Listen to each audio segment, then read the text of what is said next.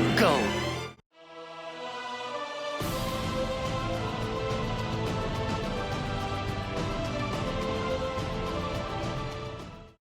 So as I said last time, we are following the independent route, and steering clear of allying with Londo Bell, for the time being.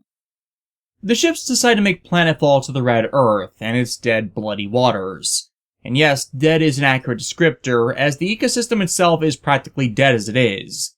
Which makes it silly that factions are still fighting over territory on the Earth, as happens when we pop into the last remnants of the Titans from Zeta Gundam, now folded into the Task Force G-Hound, with it being backed up by Londo Bell forces that are currently controlled the Ayugs Nahal Argama, with that unit being the newest Gundams produced, the Delta Plus and the Unicorn, piloted by Ridi Marcinus and Banagher Lynx, all of whom are from Gundam Unicorn. Gundam Unicorn is good. What more do you want me to say? It is the series that holds the Earth Federation accountable by acknowledging all the sins that were whitewashed in the prior UC Timeline series and Gundam Origin. It addresses their impact of making the Earth uninhabitable, of the cruelty of the wealthy and politically connected to the poor and shoving them off-world, of their refusal to acknowledge the basic human rights of the people that are the root of every conflict. And it's the first UC series that actually progressed the plot in over 30 years, instead of making it repeat itself, fill in plot holes, or doing a side story, even though it was blocked by the existence of F-91, Crossbone, and Victory from being able to create a story that could salvage itself from self-destruction. As, thanks to G-Reco, Universal Century Gundam is officially the bad end timeline for everyone. Sidebar, I've heard a fan theory that the Universal Century timeline is as self-destructive as it is, because it might actually be set in a reset version of the timeline from Space Runaway Ideon as a form of purgatorial punishment for the warring races of that series, only with those evolving into new types being able to escape the trap.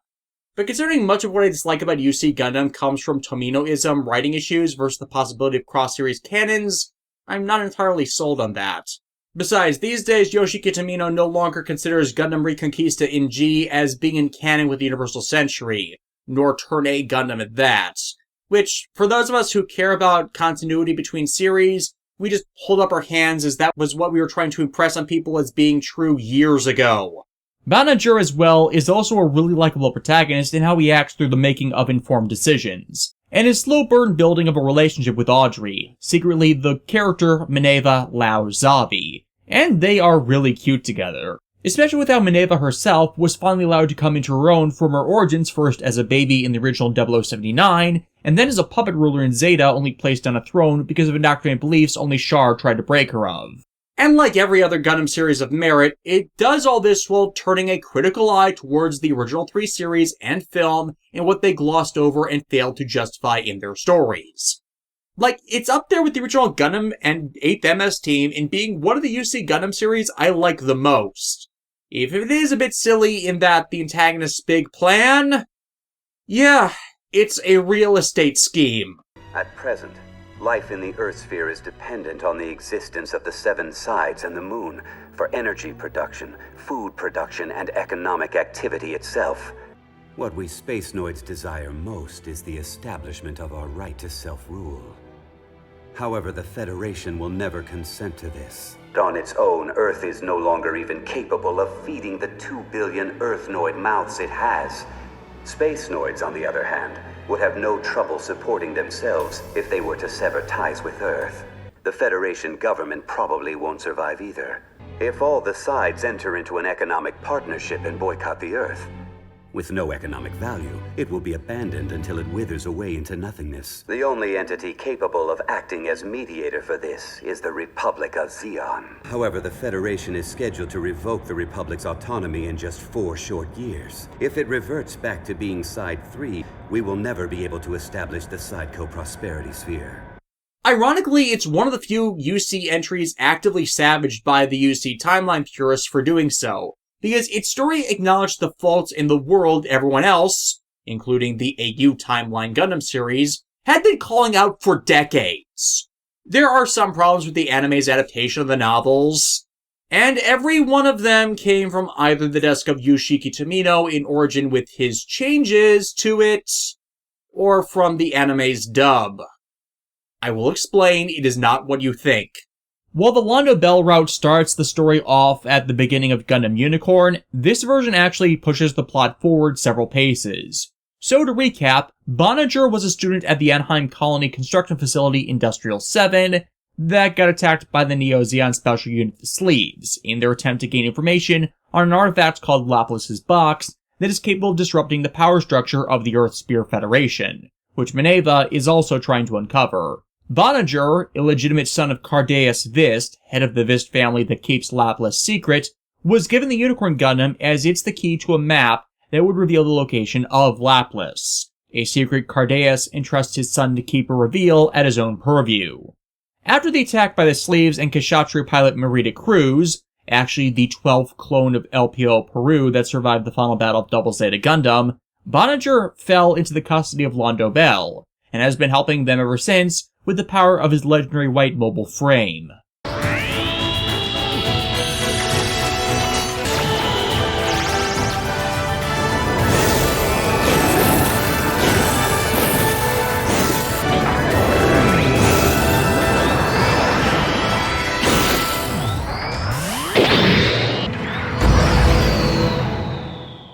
The Unicorn Gundams are unique in the series, in that they are units both outfitted with Psycho Frames, and also a system known as the NTD, or New Type Destroyer, which disrupts the capabilities of all Psychomu and Psycho Frame technologies, and hijacks control of them from the new type pilots that are having their psychic powers boosted by said systems, causing them feedback and damage. Vados!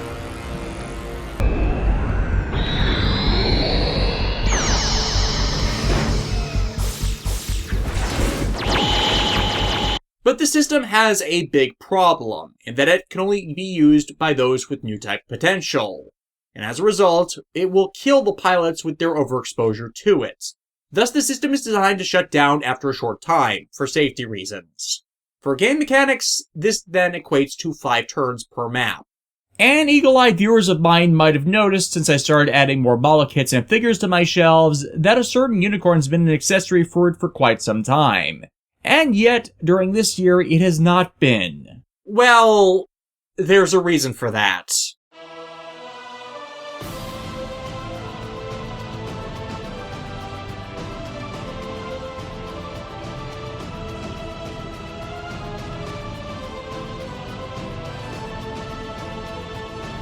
I really like the design of the Unicorn Gundam. Like, it's up there with Gundam Wing and Seed Mechs in it being among the designs I like the most. So this battle between factions gets underway, G-Hound's Titans quickly pulling ahead in their perceived extermination of radicals in old Zeon mobile suits, while Boninger's more focused on defending the Argama as Mineva's on board it. Which only gets worse when Merida Cruz's Kshatriya drops down to support the forces, alongside Gamelas dropships that have, for some reason, chosen to ally with Neo-Zeon, which gets the ship's alliance involved.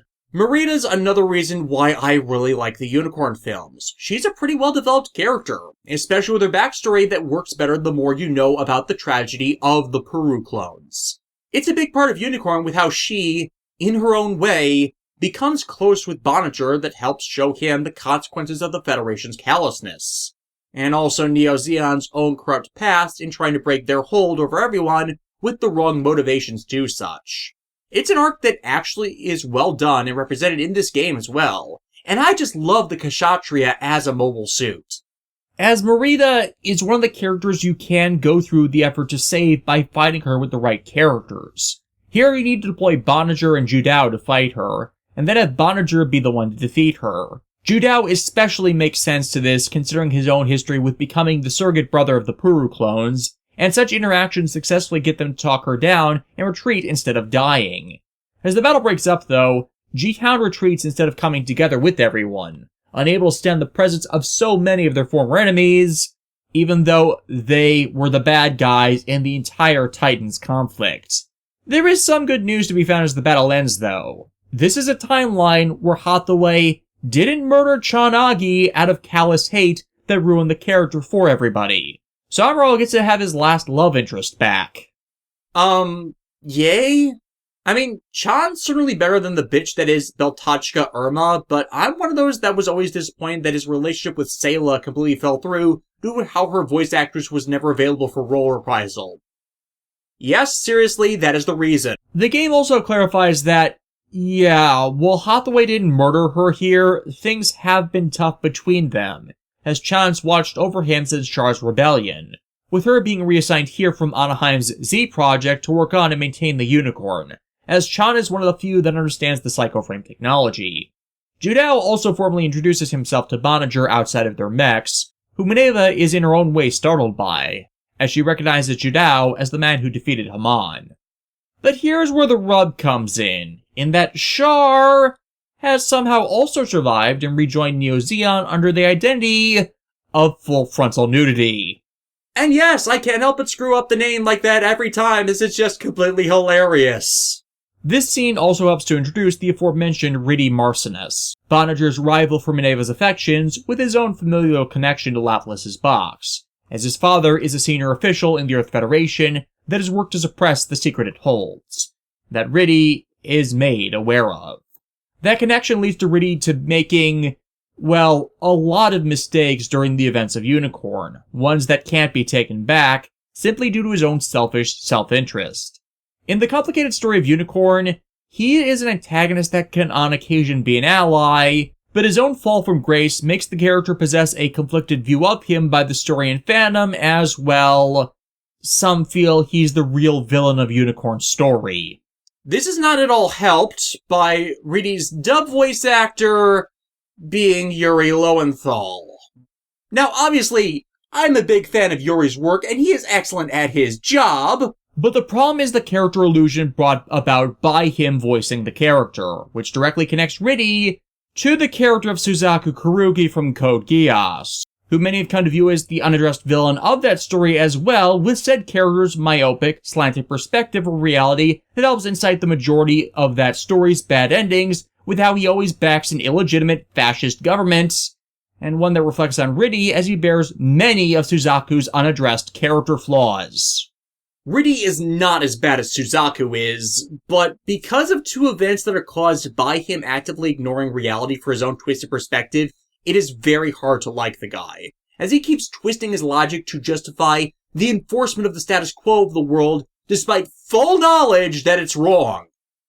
And yes, this is what I was talking about in regards to dub issues. It is not the localization or the performances, but a casting choice that creates a problem. This is one of two actor illusions caused by the dub's casting that actually exacerbates the few flaws Gundam Unicorn has. But once you see them, it is very difficult to unsee.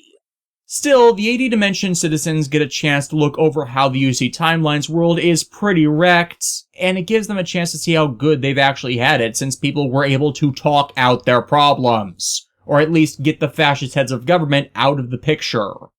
No matter the war or terrorist attack, they never saw anywhere near this level of devastation, in part because the right people were at the right places at the right times to avert the worst possible end. The UC Timeline, it does not and has never had heroes like that. The ones they did either died, retired from the stress they were under, or willfully neglect their duties to fight for a better world with how the Federation is still left in power. And that government doesn't care at all to the rebuilding of anything, so the abandoned cities are just left to rot. While the 80 Dimension citizens view it as a matter of both sides getting too worked up in their emotions to come to terms, what the Universal Century Gundam presents is actually a matter of classist apathy, of the elites of society not caring who they step on until a rival appears and takes on all those scorned by those elites as they try to prop themselves up as the next elites, but at their start at least pretending to listen to the will of the people that the Federation never has. However, G-Hound returns, bearing orders from the Earth Federation government, announcing that Londo Bell has been stripped of their rights to independent action and are to be placed under the authority of the Titans. You do realize you've fought like 6 wars now because of that authoritarian streak, right? Yeah, the current captain of the Nahal Argama is having none of that. as Ji-hound's goal in this is to take in all of the extra-dimensional irregulars and draft them into force service as part of a plan to use them to destroy a colony in a show of force that they believe will subjugate Neo Zeon into surrender. Again, you have a difficult time explaining to me why the UC timeline isn't canonically a fascist authoritarian nightmare that is always prevented from ending by the irresponsibility of its protagonists. They refuse, causing a mutiny to break out on the Argama due to Ji-hound loyalists being all over the ship, delaying counteraction against them as everyone has to get their own reason you suck speech in to get the head of the mutineers to stand down and recognize that soldiers fight for the people, not the self-interests of those in power. The mutineers refute that, thinking such an idea is a fantasy. But that's the thing about the unicorn. It is the beast of possibility, and you are surrounded by people who have made that possibility a reality. And thus, this is the truth of the independent route. These people now brought here will fight all sides and engage in an armed intervention to bring peace to this world if they have to finally break it free of the curse of the universal century. And who should pop up in on this side but Camille Bidan? Camille Bidan was the aforementioned protagonist of Zeta Gundam, but suffered a mental breakdown due to his end-boss antagonist, Paptimus Shirako, using his Jupiter-specialized new type powers to literally break his mind. He got better. Camille, though, is one of those characters I should hate because he's a jerk, but I actually sympathized with in Zeta Gundam, not because he was a good person, but for the fact that everyone treated him like complete garbage the entire series. A pair of brats in the ship antagonize him as he's trying to move on from someone dying. Suddenly, he's the asshole for telling them to leave him alone while he dealt with that. Points out the plan the team's working on won't work and will get them killed. He's beaten up for it, then said plan almost kills him. His mom literally dies in his mobile suit's hand. He's told to suck it up. And none of these examples require that response. He was not acting out and being an obstinate, authority-defying brat for no reason, like Ambro was in the original series. But what he did was always in response to what other people did or pushed onto him. Again, one of my issues with Tomino Works is the forced antagonism between the casts, which doesn't work, and them going out of their way to belittle people.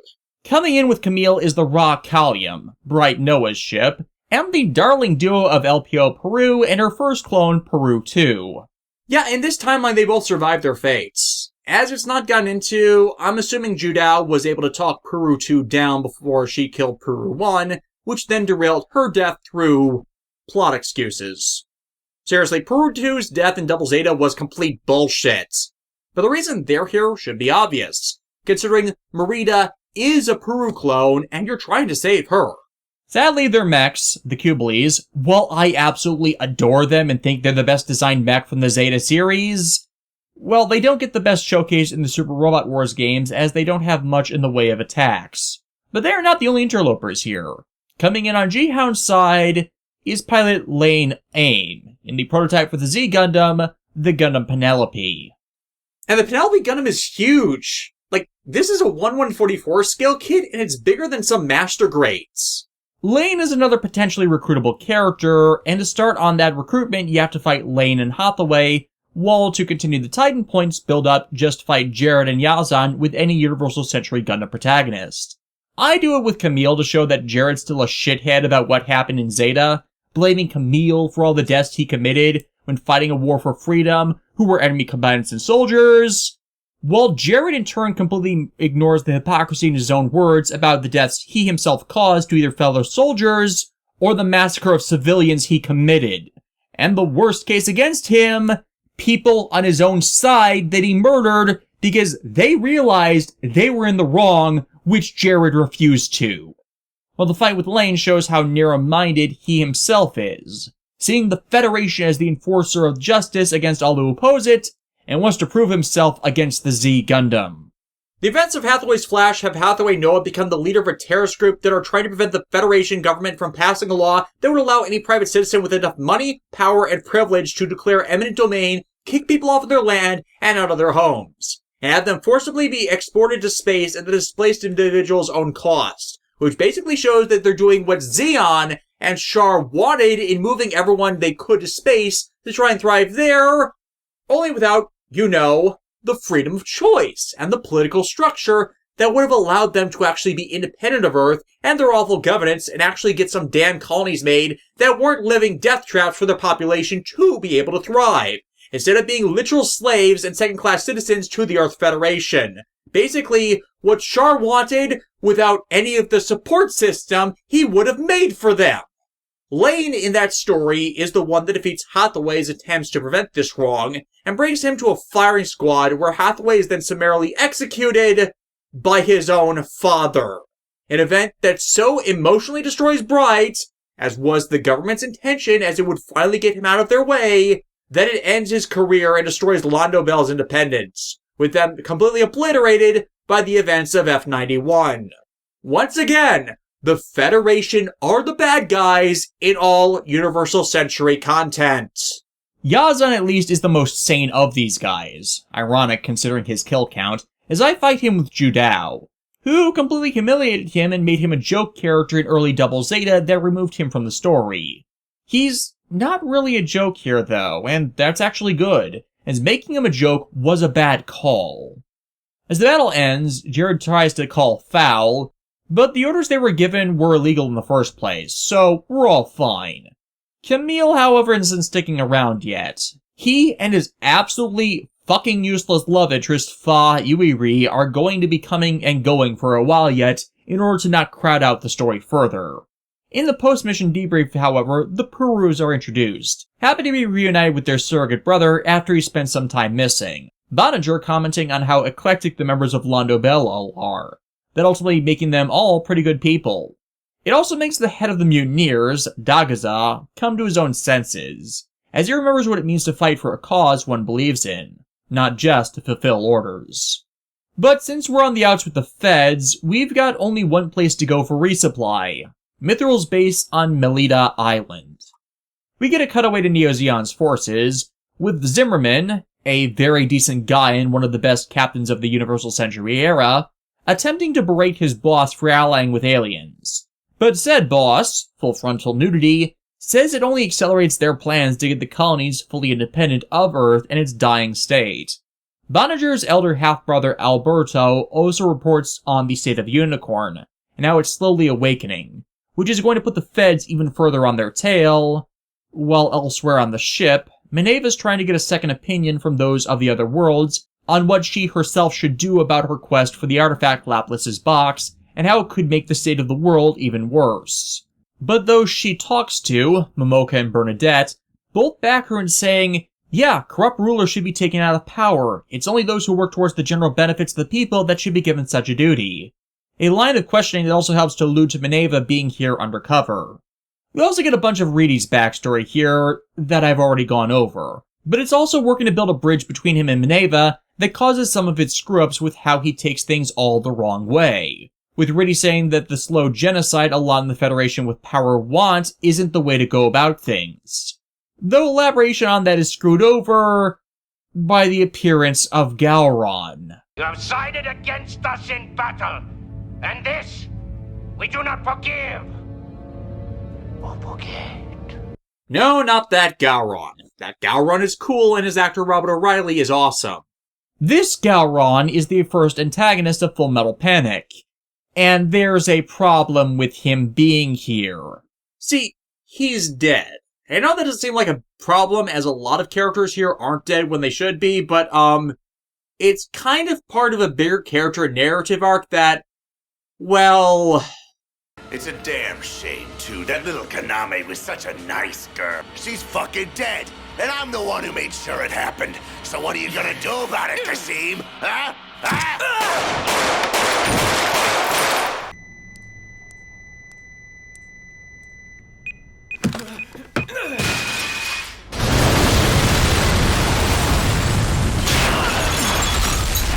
Experience Beige.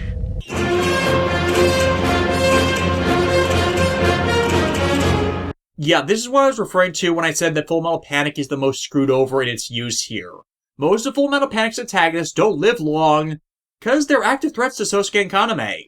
If Sosuke can't eliminate them, he's failing his job and endangering Kaname. It's against his story and character for Gowron to not be dead since, well, the story point we're at, it's into the Invisible Victory stuff. Gowron's here for Minerva and kidnaps her on order of Amalgam, the big bad secret organization of Full Metal Panic, who got a request for her. Sosuke coming out of the woodwork to confront his lifelong adversary and ask, "Hey, didn't I kill you?" But, psych! Body double. Well, at least they explain it, but Full Metal Panic's not one of those series that pulls that kind of soap opera, "it was a fake all along" gambit. But at least it's a better excuse than Gates has for being alive.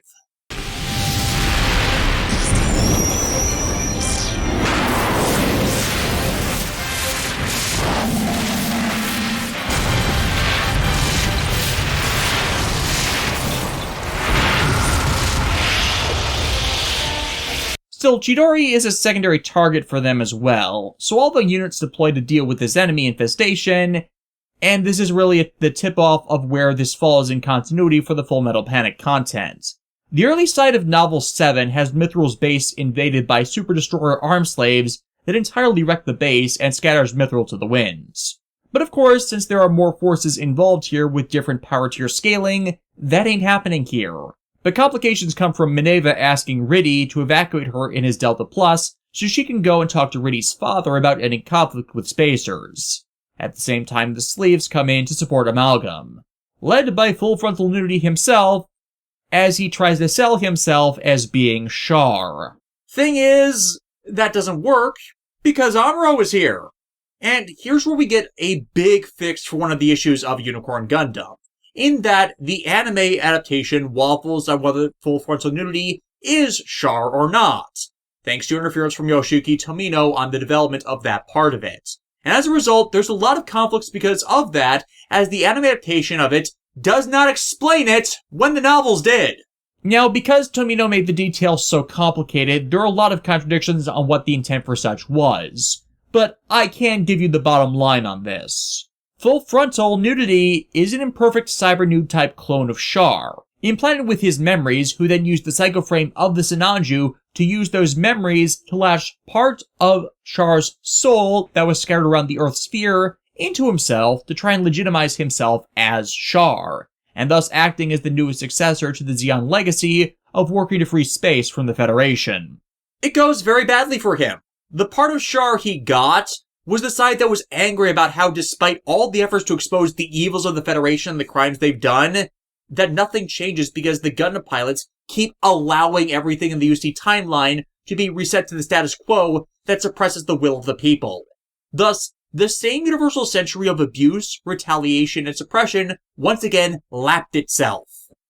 Difference is, he did his best to break it by trying to not attack Earth directly, but as in that clip I showed before, try and make them irrelevant.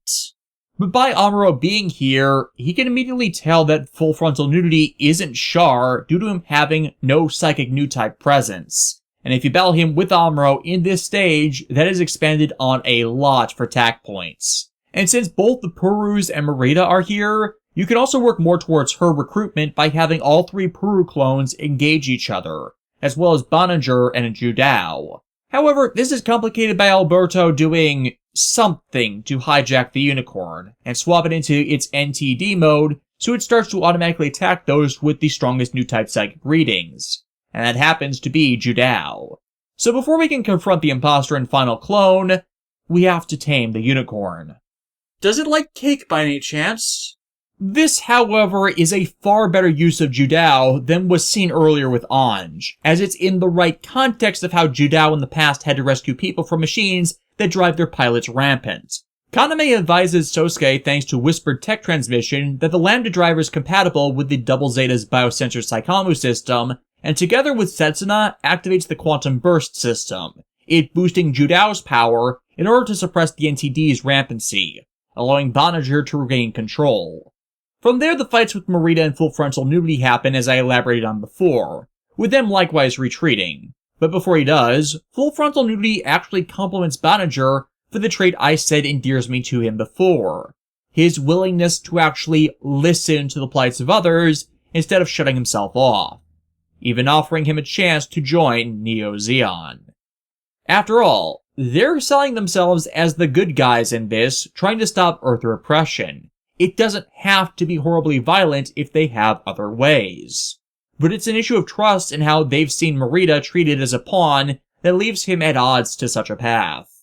Though even with that, it's unlocked the Unicorn another key of the location of Laplas. Merida, however, is shot down as she leaves, but before she can be brought back to potentially be recruited to our side, Alberto intervenes, setting her off to be used as a prisoner of war in another plot, which in turn redirects us to the next series of focus in this, with the entire Earth sphere getting an alert of Code Angel, requiring a visit to Tokyo 3, and the origins of what caused the Red Sea, the events of Neon Genesis Evangelion. Evangelion, an anime from Studio Gainax, is a regular fixture of the Super Robot Wars games, as at least one representative from Gainax's library is seen every entry. Or at least Eva used to be owned by them. A collection of scandals caused by Gainax's owners caused their ultimate self-destruction, with Eva's creator Hideaki Anno buying out the rights to Evangelion to then be held by his own company, Studio Kara. He's not the only one either. Kazuki Nakashima, Gurren Lagann's creator, bought out the rights to that anime from Gainax as well. But Evangelion as a series itself is a tumultuous one to cover, for numerous reasons and decisions. The 1996 anime was a huge hit both in Japan and for the dub company ADV back in the late 90s, with its localization being highly professionally done, and ADV even revisiting the series later and redubbing it to acknowledge their screw-ups when Gainax themselves remastered the series. The series is about Shinji Ikari being recruited by the father who abandoned him to pilot a giant cloned human cyborg body, the titular Evangelion, and defend Earth against the invasion of entities referred to as angels. But the twist in the series is not only do the Evas feed back pain to the pilots, making even getting in one traumatic, everyone in the cast has some major psychological defects. Shinji's is he has severe depression and a complete lack of self-worth, which makes him come off as spineless as he succumbs to the demands of those around him for even the smallest bits of validation, even if it's to do something he hates. Not helped by his abandonment issues as well as, well, his Eva, it also doubles as his mom's coffin, as she was absorbed into it and effectively died, leaving him entirely alone as a child. Hideaki Anno, the creator and main director of the series, who I really appreciate as a creator even when he can screw up badly, wanted Shinji to psychologically reflect elements of mecha genre pilots that aren't addressed as they should be in such matters, considering how frequently in such media kids are thrust to the forefront of war, and it's not addressed how badly it can fuck them up. Compounded at the time by Japan's lost decade, where families more and more frequently would have to abandon their kids to raise themselves, just to be able to afford a roof over their heads because of the prior baby boomer generation screwing over of everyone, making such the only way to survive, and playing out a view on the damage that can do to one's psyche when they are shown no parental love or affection in formative years. Shinji and his fellow pilots Asuka Langley Soryu and Rei Ayanami being three varying takes on that. The extreme introvert, those who put on a boisterous hostile shell when all they want is to bond with others, and those who lose connection to their own emotions. Hell, even those who were damaged by the sins of the prior generation and how that affects their adult lives is exemplified in this series, as showcased by tactical genius Misato Katsuragi, who is the closest thing they have to a parental figure, but plays into that element of the series as an example of how an adult who went through that may develop and end up damaged themselves. But part of the reception problem with Evangelion is it used a lot of Christian religious symbolism which distorted perspective on it. Anno said more recently that had he known how big Eva would be, and that it would be exported to the West, he would not have done that, as Christianity and by proxy all Western religions and mythos are such a small denomination in Japan that it is commonplace to play with visual ideas from foreign religion and mythos as window dressing to differentiate things from just Japanese ones in a bunch of series. In reality, the show has no religious meaning, nor do other series that involve heaven and angels and devil shit that I could name. As you know what Anno was actually doing with this entire series?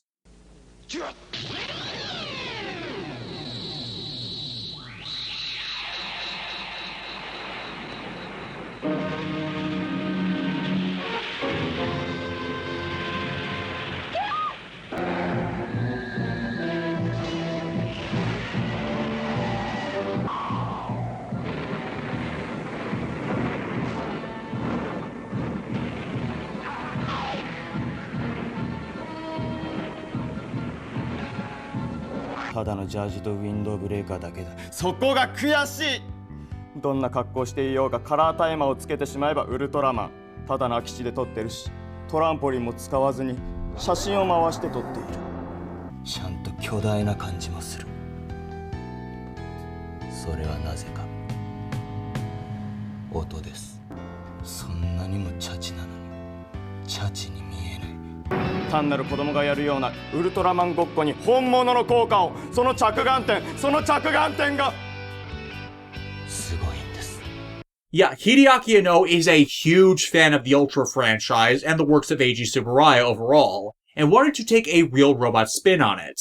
The events of everything start with some people experimenting on a giant of light, which Ultramen are. The extraterrestrial angels all mimic monsters seen of the Ultra franchise. And giant biological creatures piloted by humans that I bond with that can only operate for around 5 minutes? Yeah, knowing more of the Ultras now, Ava's got more Ultra franchise references than Christian crap. Especially since, ironically, the Ultra series sometimes also used Christian imagery, even when they didn't intend to. However, Anno is one of those creators that frequently battled depression as he was working, and Evangelion was so far behind in production that it got cancelled, with its final 2 episodes being difficult to understand if you're not familiar with the context around an experience of depression and extreme introversion. And even if you have, it is then still after that hard to get. アニメは好きですか？まあ好きといえば好きですけど、結構嫌いなところもあります。嫌いなところはどんなところですか？自分が出てるところ。あんまり自分が好きになれないとなりますよね。でもよく言われるのは自分が好きじゃない人っていうのは自分の理想が高いからだっていうのもよく言われるんですけど、なんかそれはそういう苦しみっていうのを分かってない人だと思いますよ。Granted, there is another factor to Anno's self-loathing that isn't really addressed, who his mentor in animation was, and that person being Hayao Miyazaki, and resultantly the impact that had. Miyazaki saw Anno's raw talent very early in his career, and reached out to the young animator to guide him. The two of them over time building something of a surrogate father and son relationship, in part because Anno's actual dad is not someone Anno got along with. However, it's been made apparent over time that Miyazaki's mentorship may not have been the best thing for him. As while the two are still close, it's clear Miyazaki may have dealt with him in many of the wrong ways. There are signs that Miyazaki's mentorship may have, intentionally or no, entered into the range of being abusive due to the differences in how their passions are expressed, instilling within Anno a series of self-sabotaging behaviors and crippling insecurity. An interpretation that has not been helped by Miyazaki's own words on the matter that have had him admit to outright belligerence towards those he's mentored. While Anno, amidst discussions of his mental health, has stated the issues that cripple him existed to a lesser degree when he was younger, but didn't become outright detrimental to his work until much later. And there is a clear train of thought on why that is, which both of these men have stated and admitted to. Anno is a self-described otaku of animation and pop culture, as exemplified by his love of Ultraman and classic giant robot series like Mazinger Z, which brings him into conflict with Miyazaki, who hates pop culture in general, science fiction by and large, and Ultraman in specific towards the point he will go on hate rants towards all of them, due to his dislike of the advancements of technology in society despite the aids and solutions to problems it provides us, or gets us looking for new ways to solve old problems. And Miyazaki's hate for Ultraman is so extreme, he cites it centrally for what is to blame for causing societal decline and all the evils his generation are actually responsible for, believing pop culture is the root of everything wrong with the world instead of inbuilt societal, cultural, economical, and governmental oppression that subjugates individuals, which varying media provides a means to alleviate the stress of, an allegory by which to showcase and address varying personal and psychological issues to hopefully move beyond them, both in the broader world,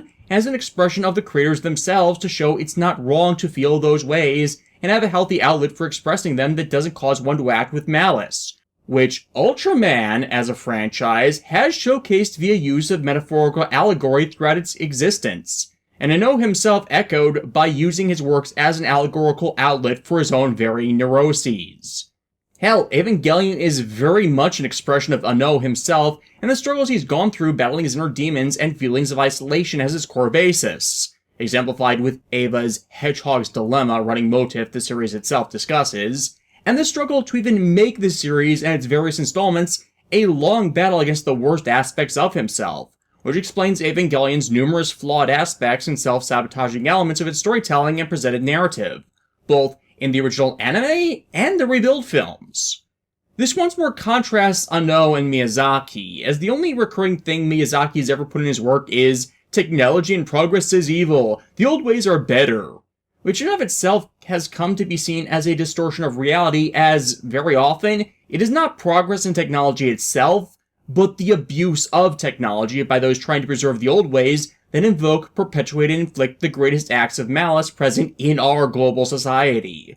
Given the fact that Ano and Miyazaki are the true extreme diametric opposites concerning these matters and their own admissions concerning their relationship, which has at times hinged on these differences, a lot of Ano's problems can be contextualized as Ano being trained from early in his career to hate the things he loves and is passionate about, ones which are things that positively support his mental health, and thus ends up sabotaging himself almost any time he uses the things he loves as a source of inspiration to develop a series or story, both by not having faith in that passion and at times acting derisively to the otaku culture he himself is part of, and also by trying to follow Miyazaki's methods and ideologies, which in no way work for him. And as a result, his worst works are what screws up his great ones that get people on his case, come about when Ano does not trust his own instincts, skills, or talent, and thus keeps second-guessing himself to the point that whatever he's trying to make implodes on itself simply because he keeps revising it to the point it's thoroughly broken. And why he doesn't trust what he's good at comes from a combination of his own neuroses that have built up over time, having felt for a long time his geeky impulses were the worst parts of himself, and from aspects of how Miyazaki instructed him to act contrary to his capabilities. And you do see this self-sabotage all over Ano's works. One big one I'll cite here being the anime Gunbuster. Gunbuster is absolutely amazing from start to finish, but Ano made the executive decision to make the final episode of the series be animated in black and white. It's something Miyazaki himself would think to do to be different than anything else. However, because of how animation technology has evolved over the years, there was no way to do grayscale conversion of animation at the time they were making Gunbuster, meaning they had to figure out how to color everything in shades of grays from the start. A complication that cost Gainax so much money for them to do that it single-handedly almost bankrupted the company and caused it to be dissolved. Ano's insistence on doing it that way shot him in the foot, and the workers almost lost their careers for it, simply because he asked himself what would Miyazaki do and decided to follow that. Yeah, not a single thing about the Miyazaki abuse thing is in fact slanderous. Miyazaki admitted to it in several of his autobiographies and interviews to deliberately trying to do everything to kill the fanboy geekiness of those under him, and as a result makes those he trained hate themselves. The Miyazaki "anime is a mistake" meme exists for a reason, but just not the one it's used for. If you are a fan of anything geeky, comic books, anime, cartoons, movies, building models, making cosplay, and any type of video game entertainment medium, Miyazaki despises you on a personal level, and a lot of creators were harmed because of it. Ano is just the most notorious case, as he has remained a high-profile talent. Hell, Evangelion first popped into his head when he was trying to recover from the entire mess that was Nadia and the Secret of Blue Water, a series whose troubled production history was heavily caused by Miyazaki himself, and made worse by Miyazaki convincing him it was fans' fault for not getting his intentions, which, hey, is sometimes true, but it resulted in Ano's own antagonistic spite towards people who like him and his work that causes him to intentionally invoke a cycle of retaliation that always negatively affects Ano and his mental health and drives him back into the abusive arms of Miyazaki for comfort away from those mean old otaku that don't understand a creator's intentions. No, we understand them, alright. It's just when it comes to critical analysis and audience interpretation of a work, that is going to be subjective to the person, and they may draw a different conclusion than the one you imagined unless you dot every I and cross every T into making clear your intended vision for a work in a way that's not going to be misunderstood or left up for people to interpret themselves. You have to have a give and take relationship with your audience if you don't want to piss them off. You can't just only take, you have to give back. And Miyazaki is someone who doesn't want that compromise, and instructed those he mentored to follow the same, to disastrous results. This led to the film End of Evangelion, also known as the standard Gainax ending trope, where everyone and everything dies as the secret instigators of everything trigger their own take on Armageddon, called Third Impact. It is a spiteful way to go out caused because Unknow's depression made him feel spiteful to fans that wanted more and didn't seem to care how their fervor negatively affected him. End of Eva has some merit as a nihilistic ending, and humanity inevitably destroying themselves because of selfish self-interest leading to everything going wrong, but it's understandable why there was pushback to it. Especially because of how it actually ends. End of Evangelion reveals that everything in the series had all been a long-planned assimilation plot by the bad guys of the series, who actually set off the situation that led to the battles with the angels, with their long-term plan being to force humanity to trigger an event called Third Impact in order to de-evolve into primordial sludge that will then be fused into a larger immortal entity that traps humanity permanently in a stagnant state as a living mass of Tang containing the merged consciousness of all victims made a part of it. Sidebar. While I will not claim that I originated that turn people into Tang analogy for what Eva ends up doing, I honestly was using it before I saw anyone else doing so. It would not surprise me if it came from multiple people who came to that determination independently. Regardless, the problem with this assimilation plot in End of Eva is it's not thematically consistent or set up. An assimilation plot is the endgame that is to be averted in a story about individualism, which is not a theme present in Evangelion, which is more a story about self-actualization. And the two are not the same thing. That's a big part of why there was such pushback. It's an ending that fights against the entire point of the story, which was in and of itself the purpose. Thanks to Miyazaki, Ano can be a very spiteful creator when an audience does not grasp what he was trying to convey, and he takes criticism very personally, and such badly bruises his self-esteem if he takes it the wrong way. And not getting until after he listens to the criticism, which he does actually listen to eventually, that he might not have conveyed his intentions clearly at all. Once he realizes, oh hey, there's an actual critique here and they're not out to attack me personally, then he's much better on the matter of actually receiving criticism. But instead of grasping that after the main series ended and audiences were begging for more, he followed how he was taught, and thus took the fuck you all path and tried to make the route where everyone dies, which again didn't work as he used the assimilation plot wrong. And worse, Evangelion popularized using the assimilation plot wrong, so the original point of the individualism narrative of such has long since diluted away, as seen with such as following use in series like Code Geass, Yu-Gi-Oh! GX, the god-awful Sentai series Q-Ranger, Naruto, Dragon Ball GT, and Transformers Beast Machines, just to name a few. Some of which actually perform such a plot better than Evangelion does, as well as not quite playing into individualism. Most understand that it's meant to be an obstacle towards people progressing in their lives, and the competent repeats of the plot take more that angle to it. The stupid ones just go, grrr, I'll lead everyone and make them part of me, then I'll be the best in the universe and crown myself a new creator god. Just imbecilic, as there's no motivation behind why they're doing it. Hell, it's actually become more common, thanks to the pushback to End of Eva, to subvert it than play into it Evangelion's way, as is seen in the series Gunsword, Kamen Rider Double, King of Braves Gao Gaigar, or even Gundam 00 Awakening of the Trailblazer, where the assimilation plot is incidental or a side effect of what the antagonists are actually intending to do. Like, when web series homage the assimilation plot and how stupid it can be to do it in the way Evangelion does, then you've kind of hit rock bottom in failing to execute your intended spite. When people just want to show how they appreciated your work and wanted more in the first freaking place. Like, I do. I legitimately do respect Hideaki Anno, both as a creator and someone who's lived with depression, but he does often get his head stuck in the ground over things that cause him such torment. a lot of it does originate as self-inflicted wounds caused by the way he was trained, acting in conflict with his own instincts as a creator, and then affecting the way he develops the stories he wants to tell. Though eventually Hideaki Anno saw the light of how much people really did care and liked his series, and decided, hey, I'm gonna reboot this. This has made a lot of people very angry and been widely regarded as a bad move. The rebuild of Evangelion movies are garbage, as shown by the complete development hell they've gone through, as it took them almost 2 decades to complete a project started in 2002. Admittedly, the first film is okay, with it being a minor variation acceleration of the plot, but with the second one...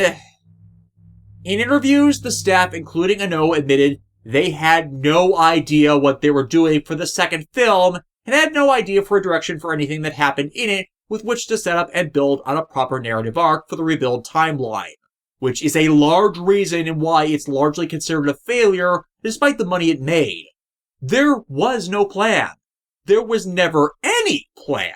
And as there wasn't a direction to guide the third or fourth film, it's why those took forever to be made, and was the immediate sign that there wasn't anything of worth in the film continuity over either the original story or its manga version of events.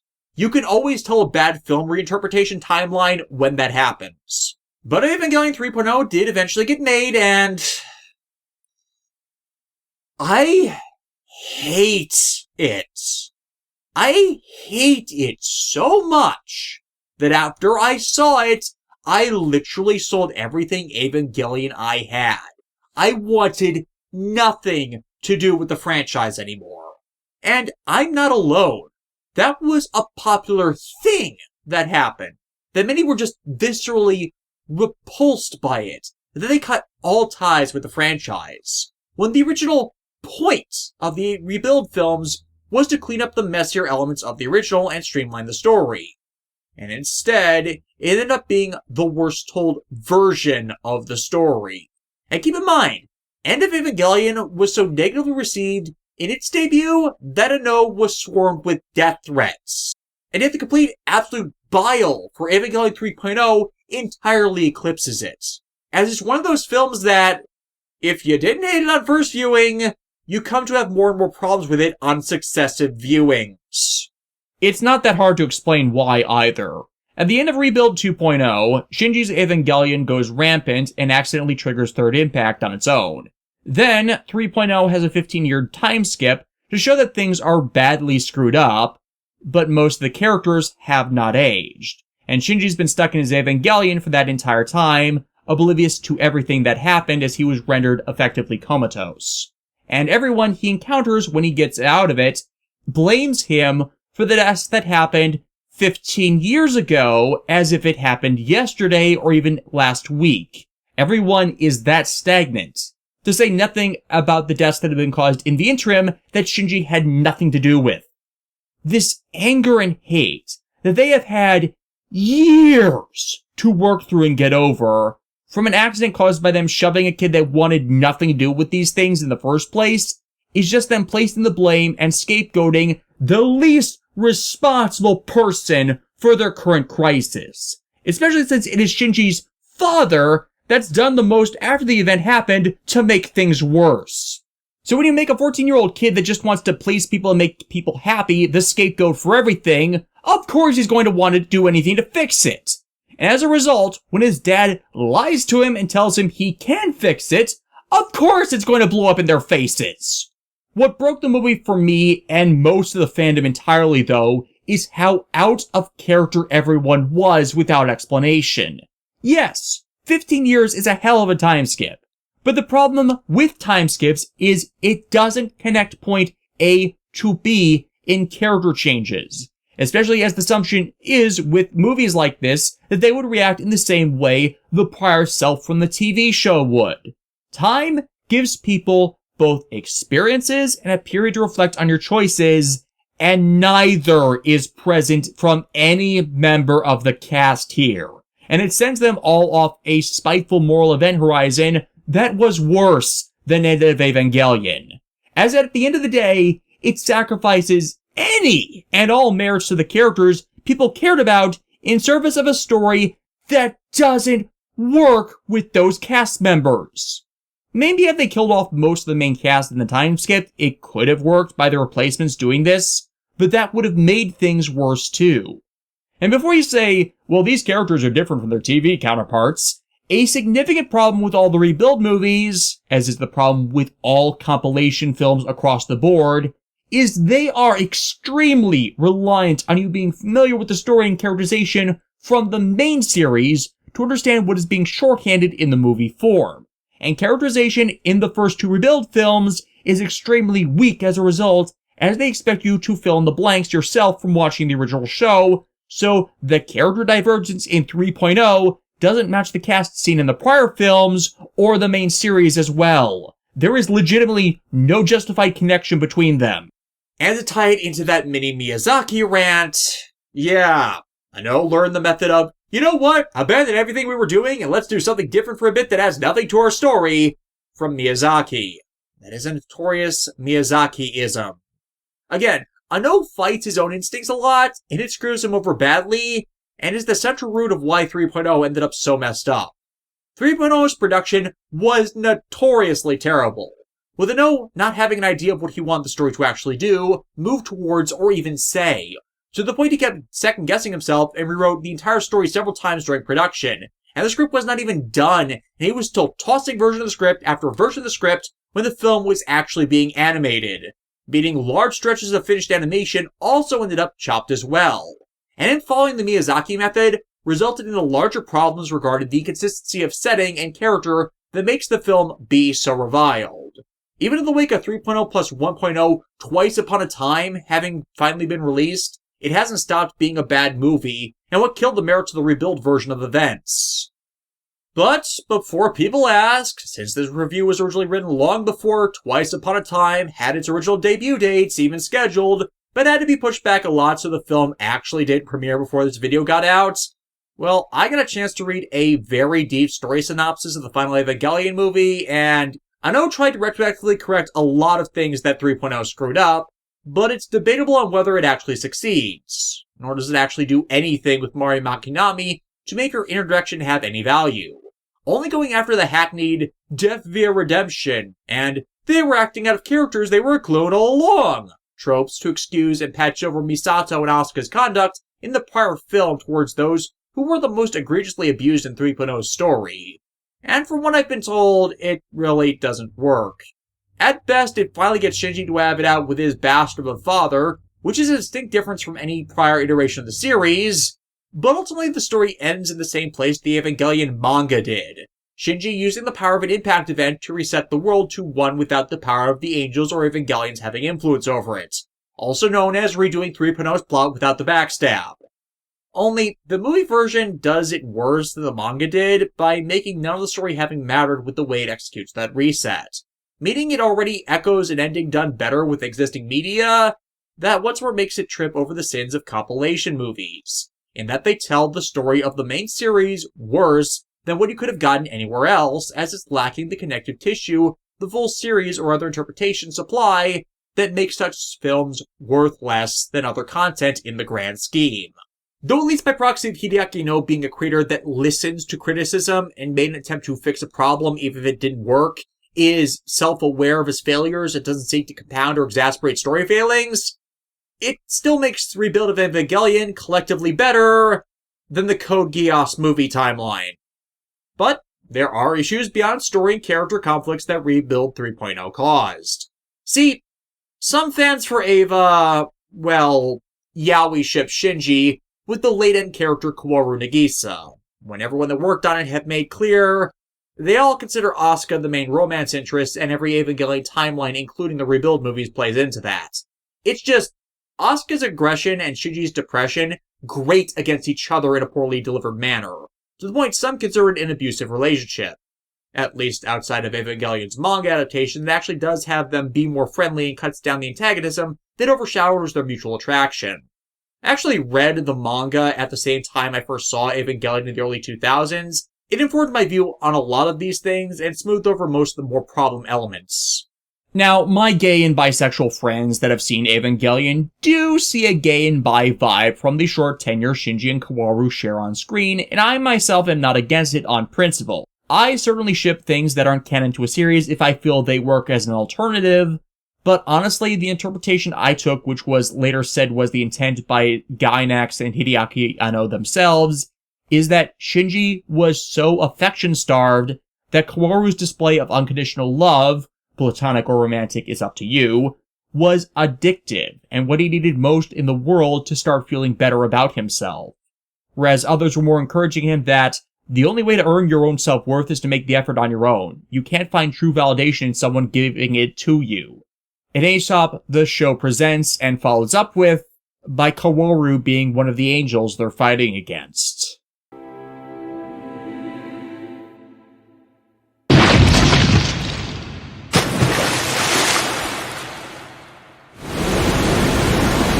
An act that, in context of the series, emotionally, mentally, and spiritually destroys Shinji. This setting up Ava's first canon split of either the last 2 episodes being Shinji using that breakdown to lead him into self-reflection and actualization.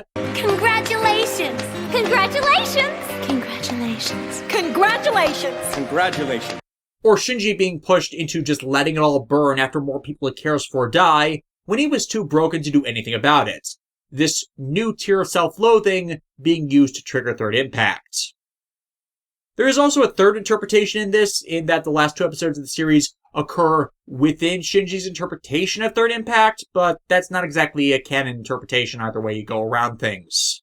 Rebuild 3.0, however, which made this showing of affection a longer event, forcefully pushed by Shinji being abandoned by everyone and everything, makes the travesty at the end all the worse. While third impact was not Shinji's fault, fourth impact in 3.0 likewise has the argument that you pushed him into this with how you abused him instead of telling him and asking him to help by not helping. Which isn't even getting into how 3.0 bashes Shinji to grow up and be responsible in the exact moments where he is driving himself to be responsible and fix shit like an adult would, instead of immaturely lashing out at everyone as most of the rest of the cast that had lived through this hell were doing. That is a large part of what broke their characters for the film. But then 3.0's import happened. By the time the rebuild movies were made, ADV had collapsed, the rights to the anime licensed either going into limbo or given to other companies. Funimation got Evangelion's rights, and they gag localized 3.0 in 2013. The original dub they made that no longer exists, playing up the homoerotic subtext between Shinji and Kaworu the fandom had made up, which compounded the issue of the awful characterization the entire film experiences. And when the film had a special event premiere that year, representatives of the nose company Studio Karo were there, and they were not happy. Nor were fans when they learned it was yet another gag dub from Funimation, who over the years has had more unnecessary and deliberate localization screw-ups than 4Kids Entertainment at this point, just by the volume of series they've messed up in a callous disregard for even trying to stay close to the original script and change stuff beyond the scope of what a reasonable localization change would allow. 4Kids is still worse because they butchered nearly every series they ever touched, but the fact Funimation keeps doing this to any series they assign their worst translators to when they've been called out on it for years and no people hate it is just frustrating. Especially as it's always just a small sect of their localization teams going, fuck y'all, I'll do what I want. That always screws things up for them every time. It's not even all of them. It's just a select few that do this. And in this case, Anno himself was pissed, as he'd nearly broken himself making the film and wasn't happy with how it turned out to begin with, because he came to realize he told the story of 3.0 terribly, as he'd kept second-guessing himself throughout its production as it was. This single event making him spiral so deep into depression, he almost killed himself.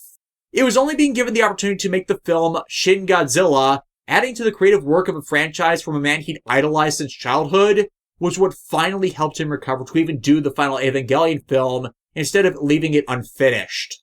And Shin Godzilla? It's amazing! This is legitimately one of the best Godzilla films ever made. A genius satire of Japanese bureaucratic gridlock, and a fantastic palate cleanser after the 2014 Godzilla film was so terrible, and wasted every potential merit it could have had. Shin Godzilla is what you get when Anno's at his best as a creator, following his instincts, refusing to second-guess himself, and acting as an innovative director with presenting things you might have seen before, but an entirely unique perspective. But Funimation's idiocy over their unnecessary localization changes also made Kara pull the rights to Eva until they line for line retranslated the movie, a process that took them until 2016 before Kara finally gave them the go-ahead to finally release the movie again. But by that point, the damage had been done. 3.0's notoriously bad original localization and the popular dislike of the film's content had made the rounds, and Funimation lost any chance at getting the main Evangelion series, which was a notorious cash cow as a result. If you've only seen Evangelion 3.0 from its home Blu-ray release, and never saw it when it had a theatrical run in 2013, yeah, the existing home video release has literally nothing in common with the original sub and dub. Studio Kara made them change nearly every line. The original work they did was that bad. This, in turn, is the origin of Evangelion's Netflix dub, a complete ground-up retranslation of the original series with a Kara rep as the translator, as they no longer trusted the older ADV efforts that were faithful. And it legitimately fucked up worse than Funimation did, taking an overly literal means of translation that killed all narrative subtext and characterization, because the translator did not understand English, and had history as a misogynistic, gay-bashing asshole that altered their translation from intentions as well. The Netflix release is a textbook blind idiot translation, and the frustrating thing is, if I'd known that would have happened, I would have actually kept my Platinum Edition DVDs, as it is impossible to find the good translation of Evangelion now as I am recording this. At least until G-Kids announced the Blu-ray release actually has the ADV dub as part of its Ultimate Edition a few weeks ago before I released this video. Once again requiring me to add an addendum to this freaking review series on top of all the other ones I've had to do. Actually, since these videos kept getting delayed from their originally intended release dates, I managed to snag a bit more info about this mess as the non-disclosure agreements for Evangelion's Netflix dub expired after I recorded that audio voiceover. None of what I just said about the Netflix dub script origins is wrong. That is all still true. But Amanda Wynn Lee, the original English voice actor of Rei Ayanami, revealed that the Netflix dub script... Yeah, Ano and Gainax tried to get them to use that exact one 25 years ago. And ADV's head, Matt Greenfield, rejected it and told them the translator for it was complete crap, and this series needed more extensive work with someone who actually understood English to get the story to come across correctly to what Ano wanted. A lot of people still didn't get it, but it wasn't the localization team's fault. That happened, as occurs when something is deliberately fucked up in the import process. But after what Funimation did, yeah, no, Ano was not going to be reasoned with. He didn't trust English localization teams anymore, so it was their in-house script translation or nothing, no matter how awful it was. Just one example of why the ADV localization efforts were, are, and will always be the superior experience. The aforementioned character of Asuka is half German, and grew up in Germany. In the Japanese dub, this is conveyed through Asuka's mannerisms and personality quirks, which contrasts her against what's more expected behavior of kids in Japan to regularly showcase her foreign origin. Hell, the few times that Asuka did speak German in the Japanese dub, it was complete unintelligible gibberish, as no one on the production staff actually knew German. That is not something that reads at all from a Westerner's perspective. Thus, what ADV did is they took advantage of the one thing the Japanese dub didn't properly present, Asuka being multilingual. Asuka's English voice actor, Tiffany Grant, actually knows German. And something multilingual individuals do while speaking their secondary languages is they sometimes slip up and start speaking the language they are most fluent in, which is what Tiffany would do to convey Asuka's foreign nationality. Speak some of Asuka's lines in the English dub as their German equivalent. She was still saying the same thing, but the way it was presented was thus superior. This got back to Ano, and he actually approved of it back then, and later fixed the gibberish German lines in the Japanese dub when they were doing the Platinum Remaster with Grant's advising, as they did not change the meaning of what was said, but added missing nuance by doing so it added to the reading of her character that wouldn't have come about otherwise. That is what localization is supposed to do. Retain the greatest amount of nuance and narrative intent that might not come across from a spoken language change, but otherwise would read from subtitles and the original actors acting. It is not a tool to rewrite a story's content to whatever the translator wants it to be, or forcefully inject something that was never there in the narrative to begin with, but bridges the missing context needed to better understand a show and its cast that is caused by a spoken language change. One last aside, Tiffany Grant was devastated by the Netflix redub, as she legitimately loves having portrayed Asuka and even collects Asuka memorabilia. And she was never asked if she or any of the other cast members wanted to reprise their roles before they redubbed it, as Kara and Ano burned all bridges to the past efforts thanks to what Funimation did. And it would never have gone this way had Funimation's localization team bothered to do their job right the first time. And this is just one example of why fans give Funimation so much crap about revisionist and unnecessary localization changes, as they should know better by now than to continue to make the bad faith argument that they're not fucking it up by doing more extensive localization than they need to, and still doing gag dubs for what they can get away with. Not after someone almost killed themselves directly because of their actions. The fact they still have not fired the original localization team that messed this up for them remains baffling, as is the fact that we annually have to call out series that got butchered in their dubbing of them. Like, bar a certain script localizer egregiously and unnecessarily altering beyond all repair every dub she's ever localized the script of, and her summarily flaunting her actions by trolling the people who call out her misconduct, I've got no personal beef with Funimation staff, but this shit from them needs to stop. But I digress. The sad thing is, Evangelion's animated versions are all the bad end timelines for the franchise. As I said, while the manga follows the original story through End of Eva and the rebuild film steal its ending, the manga is actually better in presenting the story, as Asuka's aggression is dialed back, Shinji's not as meek, and later end events are better justified and elaborated on. Shinji actually managed to reset things so the damage the second and third impacts did was undone, while still retaining the scars of the conflict, so people have signs to learn from the events and advance onwards.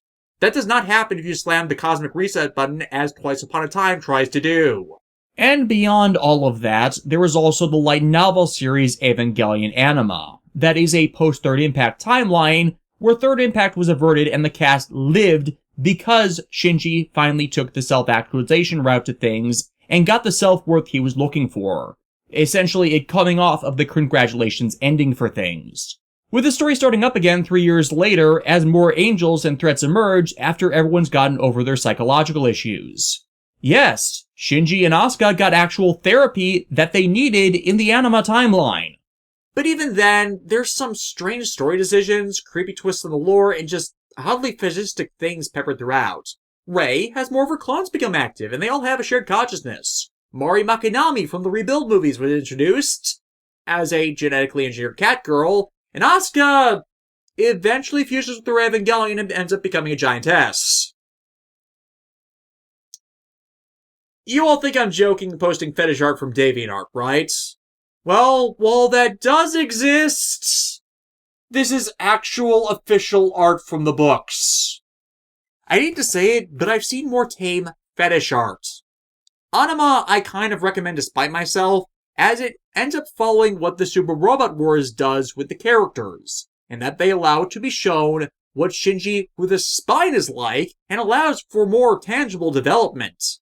Yeah, I'm not kidding on that. The wimpiness that a lot of people in the West criticize the guy over, caused by his depression and social anxiety, that doesn't show up in these games. Why?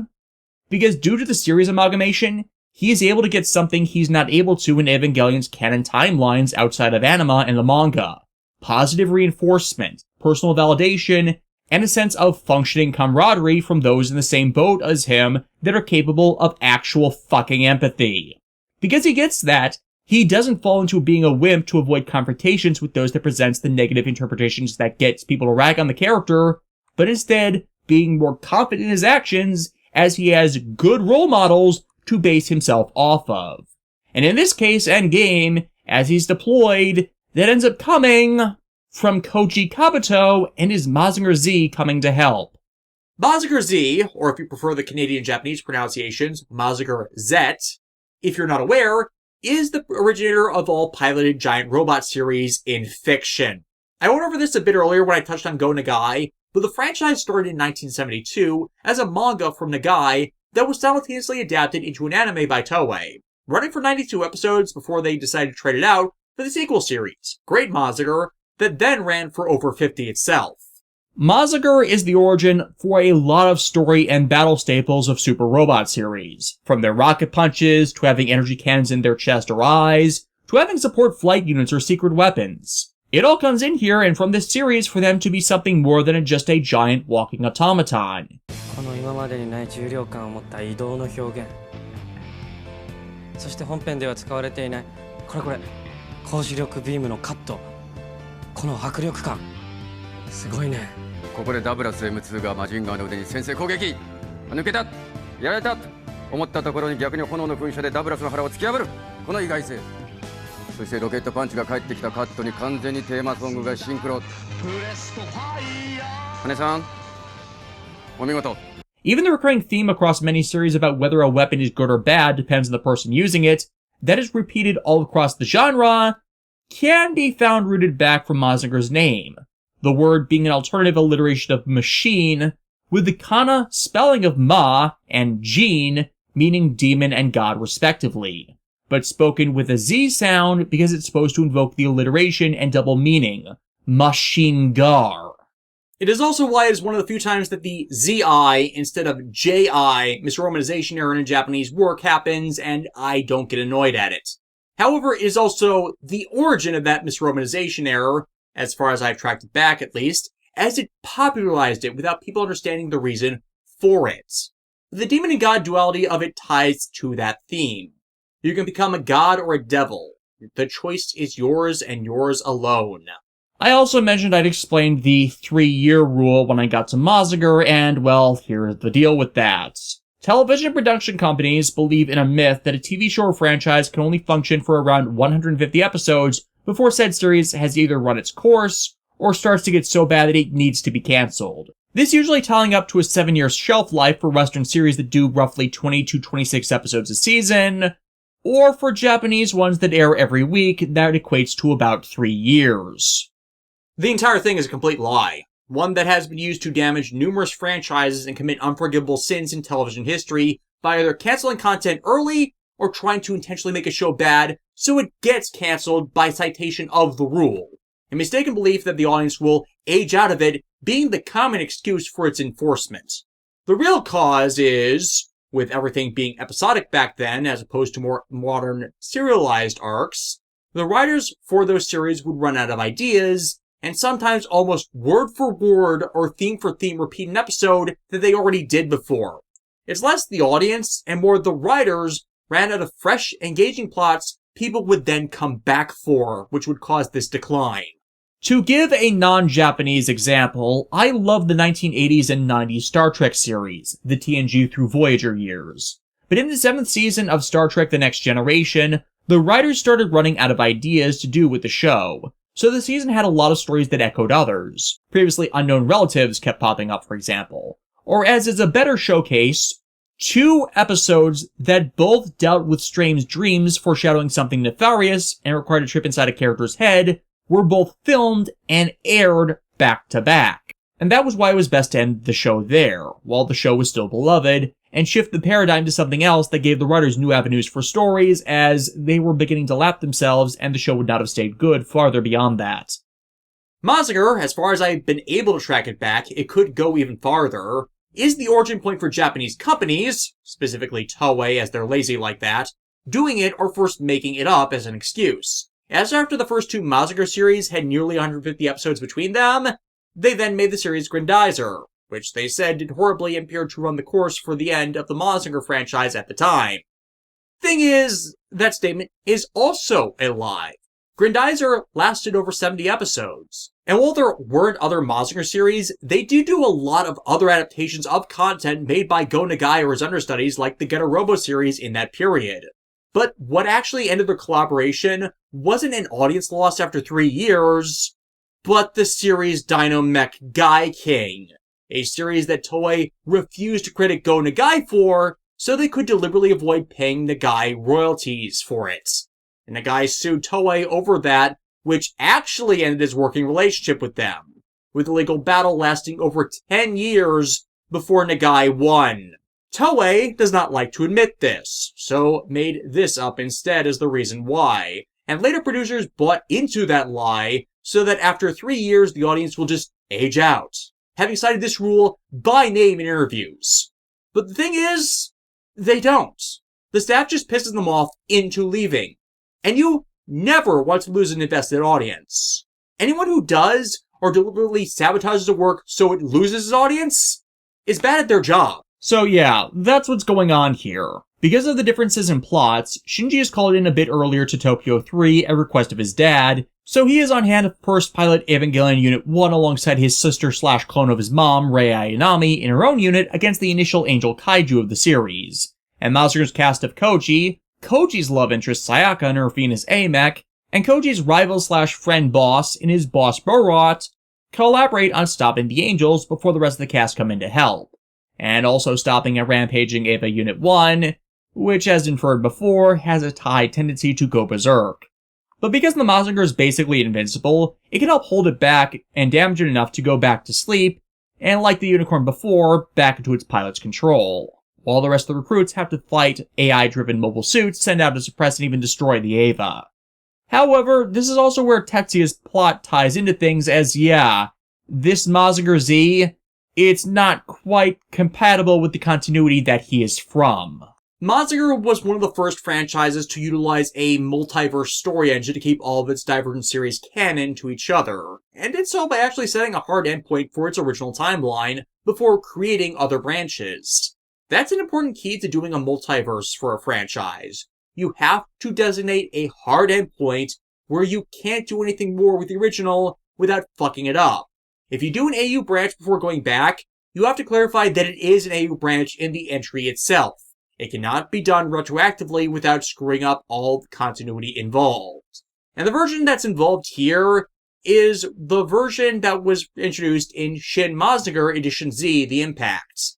And in that continuity, Tetsuya Tsurugi exists, but the Great Mazinger does not. Tied into that being that the Mazinger Z with Koji is showcasing powers that, well, the Zeta Mazinger shouldn't have. The power it uses suppresses the Eva being out of its expected power tier, as it is just punching straight through the barrier ability the Eva's Angels share, called an AT field, that negates kinetic energy attacks below a threshold to them, and Mazinger Z should not be able to punch above that threshold yet. Really, the Super Robot Wars games kind of show how underpowered the Evas and Angels are, as they're all weak to energy weapons that Gundams and other super robots have in spades, so no other series really has the same issues with their combat system, with Mazinger stopping Unit 1 from crushing Shinji's friend Toji and Kensuke. But this stage still isn't done, as once Unit 1's under control, the dragons all make an appearance. The team assume it's because they got warped here from Mars, but it's a lot more complicated than that. They, however, are just a time killer, as another Angel decides to rapidly deploy out, with it focused on the dragons as well. As it turns out, the dragons want to stop the Angels as much as the rest of them. Eva Unit 1 is redeployed alongside Rei in her Unit 0, and we see more of what I was talking about by the circumstances being different. Because Shinji was introduced as starting school here first, he built a bond faster than he would have in canon, and the rampaging Eva threatened that bond, with Koji saving it. Thus, as much as Shinji dislikes the Eva for going nuts, he is motivated to keep it under control lest it hurt anyone like it did, and return the favor Koji did for him by working to stop the Angels and Dragons from hurting anyone else. Give anyone, from the weakest wimp to the most selfish of loners, a reason to fight for someone else, and they can surprise you with the will they can gain on their own to surpass themselves. Force someone to fight, and even in the back of their minds, they'll always carry lingering resentment and not put in the work ethic in that others might. And here's where we get that positive reinforcement I was talking about. Koji is just as impressed by the resolve Shinji showed to come back to battle after what the Berserk Eva put him through. Not everyone has the will to persevere through that, which is also a plot point for later. And seeing others on the battlefield like himself, it takes the burden off of Shinji's shoulders, knowing people will have his back, and that he is not fighting alone.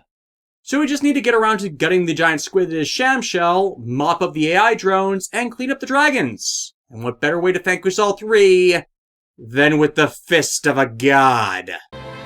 喧嘩の売り買いならこっちのもんだ輝ゼウスの名のもとに全てを天使に打ち砕け。見ろこの力。火を裂き海を割り全てを生み出すこの拳。ビッグバンパンチ。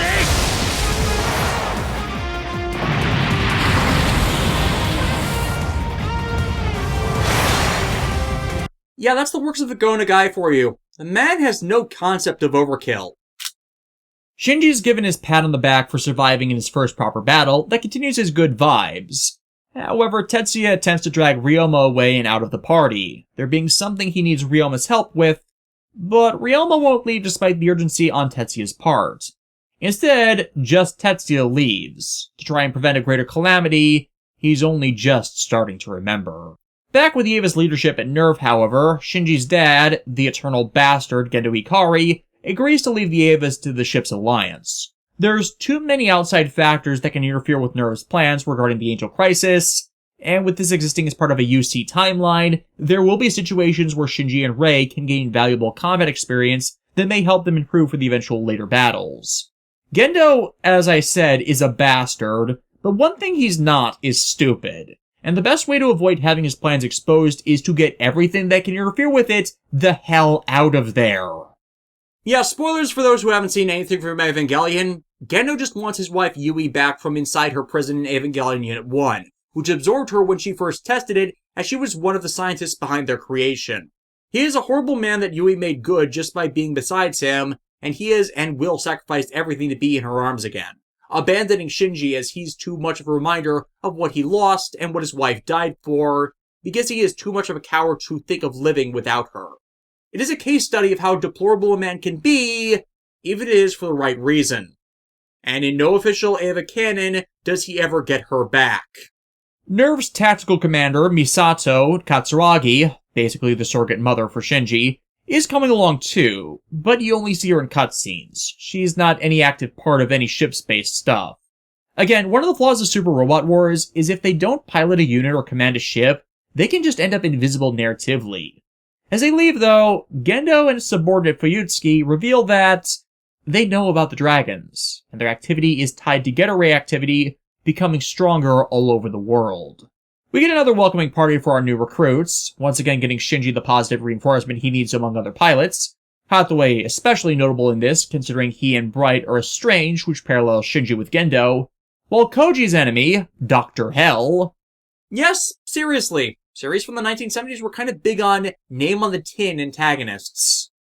Anyways, Dr. Hell is just as startled by the appearance of the dragons near Mazinger, not seeing it as any better an event than anyone else. The dragons have a history on this world, as they're actually from this Earth, and shun contact with everyone else. If they're becoming active, that's trouble for all of them. Back with the heroes, Dr. Hell is explained as being a mad super-terrorist, his engineering talents creating fearsome, mechanical beast monsters that can take out entire Federation battalions, with Koji's team being the only effective defense against them until now.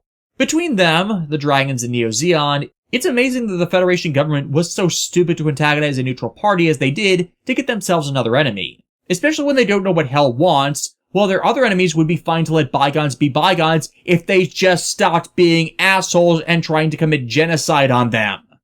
Still, all this is making the 8D Dimension residents start to feel a bit homesick. Anj and Hilda on the same page in wanting to return to settle unfinished business. And that comes into play, for as the ships travel across the Red Seas, do they come across Dr. Hell's army, led by Baron Ashura. Baron Ashura is another example of how twisted Nagai can be with his character creation and how he has no concept of overkill. They are made up of a pair of lovers named Tristan and Isolde, who were bisected vertically by Dr. Hell, and then sewn back together, oblivious of what Hell did to them. They're all here to crush Mazinger as a proper intro to their content, but we've got an army of aces on the field that can total these creatures.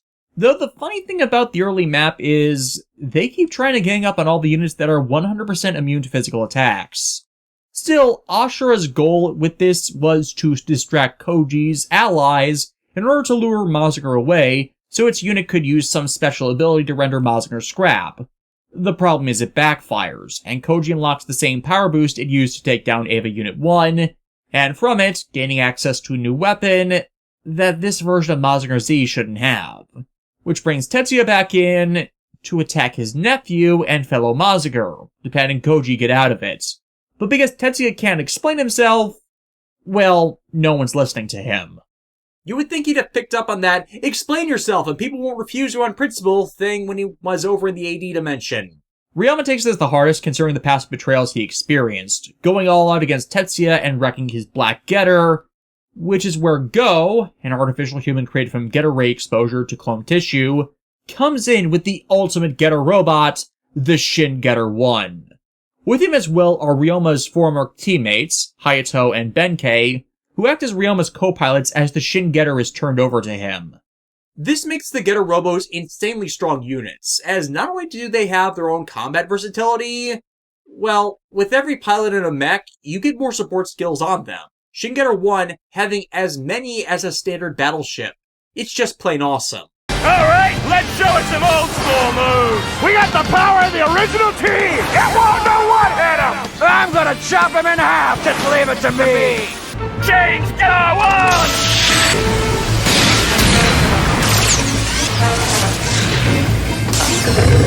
Get the tomahawk! And what's even more awesome? Shin Getter 1 completely outclassing Tetsuya. However, Shin Getter showing up here has drawn the attention of the dragons. Then I'm also coming in, led by their own paramale and rider, the Enryugo, piloted by Salamandalia. Salamandalia? Okay, like half of the cast of Cross Ange, I can't get her name right, so I'm just going with Sala. Ange feels an odd pull with Sala, so engages them herself. Well, the Getter team shows why even though Tetsuya has the power of a demon god, well, when you're fighting a Getter Robo, you're not just fighting one opponent.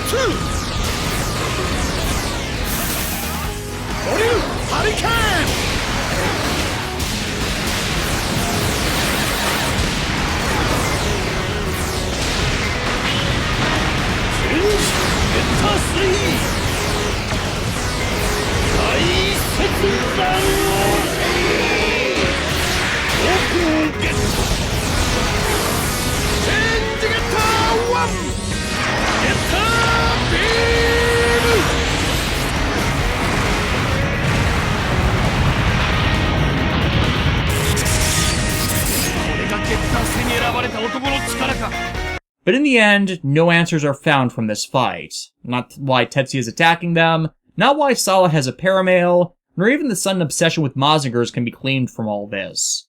Hell, there are more questions raised, as before Sala can leave, she fires her own super attack, which is one born from her singing Ange's song, the one she learned from her mother. The same one that both her and the Black Vilcus on Mars sung that flung them here. In doing so, though, Vilcus senses the danger Ange is in and causes it to unlock a transformation for it, unleashing the high-speed Ariel mode that allows it to teleport around the battlefield, and the high-powered Michael mode that boosts its defensive power and turns its normal sword into a beam saber. Both modes caused by an interfacing with higher-order dimensional energy. While they have no idea of its origins, Salia, the only one having beginning of a clue, well, Ariel mode has the ability to open on its own the dimensional gates called singulars that have been letting the dragons through to the AD dimension. Meaning, they finally have their way to go home. Which of course brings us to our next route split, which we will detail next time. Because holy crap is the next set of stages where a lot of stuff goes down.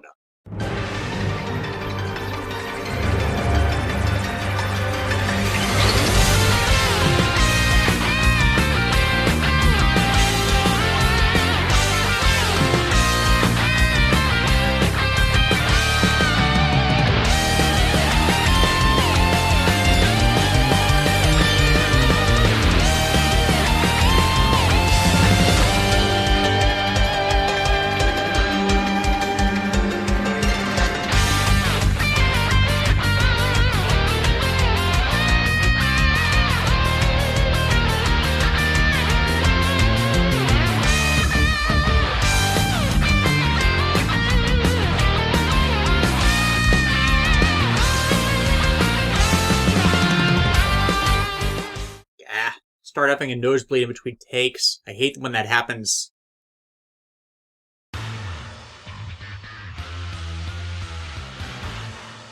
The insurrection against the Earth Federation enters its next phase, as their assorted enemies coordinate their assaults. Sosuke is taken out of commission as Kaname surrenders herself to Amalgam. The dragons take flight against the Getter-Robos. G-Hound continues to dog the steps of the rebelling Londo Bell, and Neo Zeon begins its own operations to take down the leadership of the Earth government. Next time on Super Robot Wars V, Battlefields of Conflicting Hearts.